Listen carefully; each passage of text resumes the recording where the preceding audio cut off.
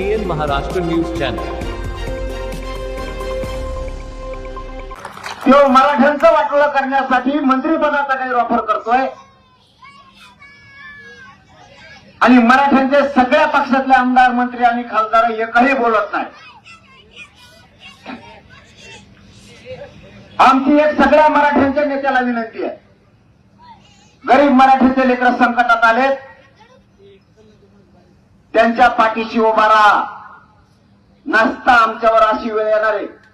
तुमचं रक्त मराठ्याचं आहे का नाही?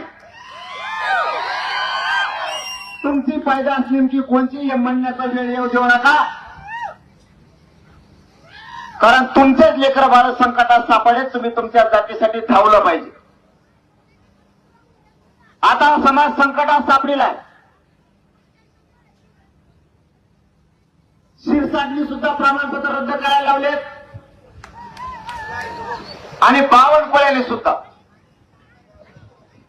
फडणवीसांना किती वळवळ करू द्या आणि एकनाथ शिंदे साहेबांना सुद्धा करू द्या, यांचा माज मोडल्याशिवाय मी गप्प बसणार नाही।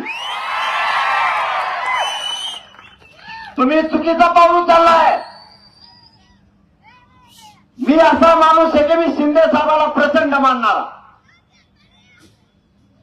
त्या माणसाला मराठ्यांच्या नोंदी शोधल्या, समिती गठीत केली आणि 58 लाख नोंदी शोधायला लावल्या। त्याच्या सगळ्यात जास्त मरमर त्यांना करू लागले शंभूराज देसाई साहेब आणि उदय सामंत साहेब।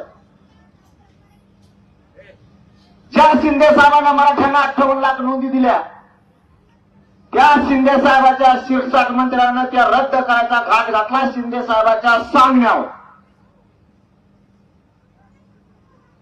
ज्या फडणवीसांना मी मुंबईला आपण सगळे गेलो होतो, तेव्हापासून एक शब्दाने दुखवला नाही।